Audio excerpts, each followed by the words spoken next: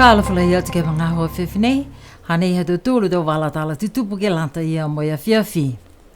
Kua whakamōli mai he pale mea li lifu te autan tangilangi, he awhla ile he whahita pua mole e tau amamana kianga, he whakatuwhono ke tuku hake e tau tutungi he tau lolo penisini, mo e ti solo ke molea e tūru tā la, he taha lita he tau fōu.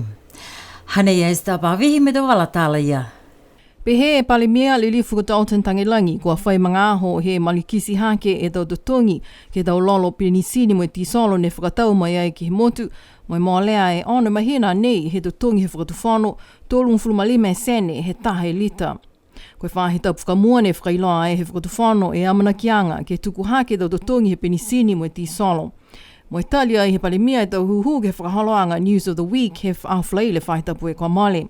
Mai nei salanga e miha he ua tala ono wha. So nei ane beheo e ko tutungi di ha me whakatuwhono e wala e ne tai. Hako i tau ono ia kako reo ke atu whakamawhisi. Poke whai kumi anga wharupurutu whoki mai Nisilani koe whi he watu ki mua. Neke uni nika hake haki. Neke haka tō ke tōru tāla tau no i lolo e ne mnaki ke hako hake whoki te si tunga beka koe wharuwhono e nika haka e ke tutungi e wala ia. Kai mai ronga lahi tope mo e whakalofa ke alo tōru mo i tua. Kai ronga ma maura. Se ko zen tono ia. O hingoa puki wharupuhala ke lau matai aki e alau tōruia. Ka whakangahua e tau tutungi whou nei ke penisini mo ti solo, ke he molea e tōlu e tāla he tahe lita, to eke nia Niue mo taha motu kua mua atu e tau uka he tau tutungi lolo eala he tau motu Pasifika. Whakatai atu ke he motu ko Samoa, ko e taha e tāla whitung fulmawalu tupe Nisilani he tahe lita penisini, mo e taha e tāla whitung fulmaua he tahe lita ti solo.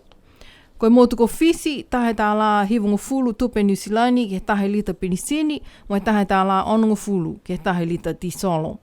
Lauka whoke tau he tau lolo ala ke atu motu kuki e lani, koe ue tāla tōlung fulu maono he tahe lita penisini, mo e ua tāla honga fulu sene he tahe lita ti solo. Koe motu he lalolangi ne mua atu tau uka ke tau penisini mo ti solo tau mga nei, koe motu ko Hong Kong. Ko amana ki whoki whakatuwhono ke moa mai tau huki booster ke lata mo tau tūru ko moa tau huki Pfizer siko whakailoa whoki e tau huki pui ke lata mai tau whanau lima ke hongfu matahe tau mui ke kamate mahena ai nuali he tau fu. Ko whakakisia i he pale mea ke whakaholoanga News of the Week he aho whleile kua mole, mo i pehea ia koe hana manako ke kamata huki e booster nei he mahina i anuali he tau kahau, si pehea whoki e tau huki ke lata mai tau whanau lima ke hongfulu matahe tau mui, amana ki whoki ke maua e halau tola tau huki whakamua he mahina fōu. Hane pale mea ke whakaholoanga he leo taongo he aho whleile kua mole. Ko whita atu tau he whakamau e ke raha ke tahaka mua. Kai mai longa ko mina huki lero tauri he mahina ha mege iuni, se koe e nuari ne manaki ke kai whita whoki haka manaka. Ke whakangahua whoki huki ke lata mdau lima i tau ke hongo fua, hakua kisia whoki mo ringa ko whaifu mo ianga toi whoki alau tōri Nisilani, ka na whawhātu toi au, ke ua whakataure tō ke a Nisilani, hako whita mai longa whoki, mo whita e longa whoki whalungotu me kua whita e whaonga ni e huki au. Si to tau whoki kia, mo e whaula tau whakesa mai anga tau purotu, e mita ki se ka muna ki ni ha ke whakatau o toroa o ke tau se mua whawanga ke lata mo i to whanau kiki to moa me pusta to tau ka muna ki ke mahina nuari nanono kia. Koe whahita puka mole ni talia e he matakau MedSafe he whakatawhano Nisilani ke whakaanga e huki pui Pfizer ke lata mo i tau whanau lima ke hong fulmatahe tau mui. Huki e huki whakamua mo i whakatalia i ua fulmatahe aho to liu ke huki ke uaki. Ilo ai whoki mai he motunago Nisilani māme ahui ni awhi, kua tuku hefo e tau mahina whawhasi ke whakatali to maua e huki booster mai he ono mahina ke he whai mahina. Ha kua kisia kua hoko atua e moko Omicron ki Nisilani e tau mga ahu nei, ke he tau kaina pui MIQ. Ko amana ke whakatuwhono mai ono ke kamata whakata e tau tangata whenonga e waewa mai ke motu he mahina ha apilila he tau kahau. Pihia he tala hau he pale mea dauten tangilangi ke whahe te pua male. Hane e stapa vihi me te wala tala ia. Pehe pale mia ko e tau anoanga he whakatu whano ke kamata whakataitai ke mahina whipuali, ka nāka i whakasepe-sepe, ko e tau whakataitai ke tau mahina ia, ka e kamata mua ke hiki whainene a to hoko atu ke he mahina ha pelila. Tunga e tau hikianga ke tau aho no nofo pui pui, ke tukuhifo ke he hongofulu mai he hongofulu matolu, kamata e he hongofulu he mahina i anuali tau fōu. Pehe e lilifu palimia, to ano foki ke tau si whakapapahe tau hikianga nei, kai tūmauni ke tau matakaki ke tau mana tutupu ke he taha whanga moko fōu nei, nehi ngoa ko Omicron. Tahe ata ni ko kisia ai ke he tau social media, ko nā kai hanga mitaki, hako kisia e da ngāta ne tātu i lupo kawa ke he poko emergency he whalenga ngau he motu. Ko whitāni he utakehe ata nei me pehe e takitaki uru whakatonu he whahenga hua malolo sino, ko aole whakamlea male e tangata nei ke he mahani he pehana. Ko e ata ki whanga nei, ko tukuhaki ai ke he social media he au tuloto e whahetau puka male, ki sia maali e tangata ni pōki ata, to toi lupo kawa, mo i hua tuki loto he poko emergency department he whalinga ngau Niue fōu. Ko ki sia maali toko ua e tau tangata i loto he poko, taha e tamataa ne tosi, ne takoto ke he mohanga, tunga ko e ngahua e ke kafu ke pilitome e tamataa tosi nei. Ko ki sia e mata e he tama moihana silifua. Pehe tau matatohi ni ki sia ke ata nei, when the dark only charged by the rum.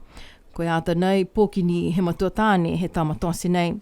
Kua whakawhanua tu ata nei ke he takitaki ulu whakatonu he whahinga hua malolo seno, mo e onfulahia ia ke he ata nei. Pehe ia nā kai whai mana mitaki ni ki sia e ia ke he ki whanga nei, kai kua tause e ai e taha kumkumianga. Mo e iloa ai, nā kai iloa he ke kāwhoninga hua, koe amanau ke matuatāni nei ke tātu e lupo kawa ki he poko. Tūpu e le kua nei ke he whahitau pue ka male, tahe aho, he talia ai he whono ke pule whahiku, mai tau nei e taha mata whakatu whono tohi whou, ne whahingoa ai koe Health Practitioners Act, ke whakatu e taha whono whakatonu ke laiseni tau e ke ekinga hua, poke lo tōlu ni ngā hua ai ke whahi malolo seno, tunga tau e ke kāwho mo tau nosi. Ilo ai BCN News, kua tohi atu fōke matotāni nei ke whahi malolo seno, mo e ole whakamole mole ke hele kua nei, mo e pihea ia, nā kai manako ia, ke whakahala e ke kāwho mo i tau tangata ngā hua, haka mena happy nei, kua tau se ia, pihe fōke ia, pikuni ia, kua tau anga mo i tau mahani he motu, kai kua tōkau nāka, mo i kua lau ia e tau tangata ngā hua e whahi malolo seno. Ko e tau whakaholoanga he lotu katolika St. Joseph ne tause e taha kai mo e tau whakawhiawhia ki risimasi ke lata me tau tupuna he motu. Ko e tau nei, ko whakamanatu ai fōki e tōrungu fulu e tau he whiawhianga nei.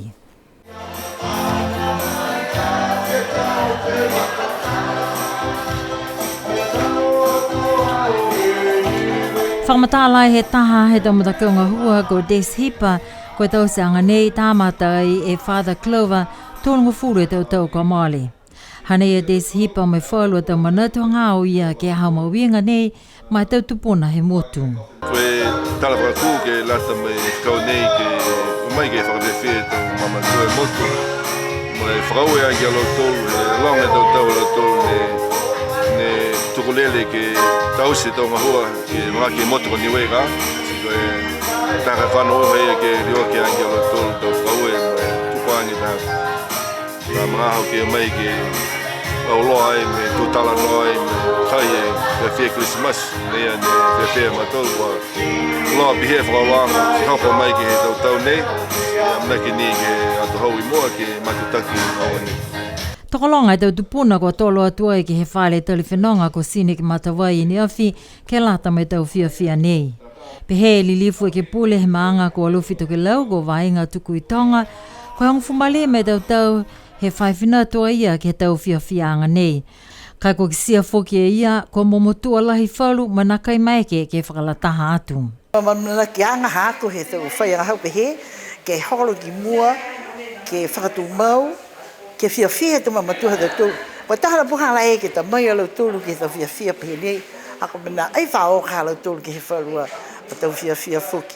Ngā honga ni ne whao, ka ko lau tūlu ko momotua, ukalaha lau tōlu kai mitake o mai ke kaina nei, ko mai ni he pasi moia kai whiawhia os o ke to kaina.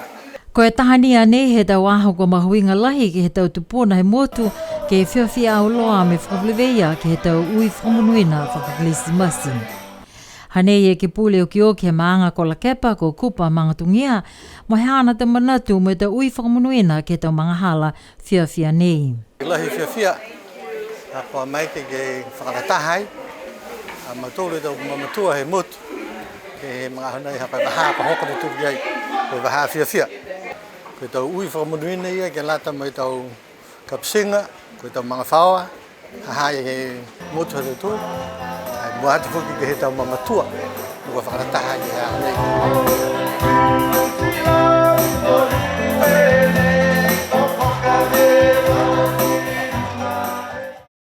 Ke whakaosia ke tau tūru tō wala talu tutupu ke lata ia mai a whiawhinei, ko e tau whanau aonga he aonga toko lunga, toko limang fumaua lau tūlu, he katoa ko ngā hua ai ke tau whahinga hua he whakatuwhono, si pia mo tau pisinisi ke he whakaholoanga ni whamahani ko i Yes Program.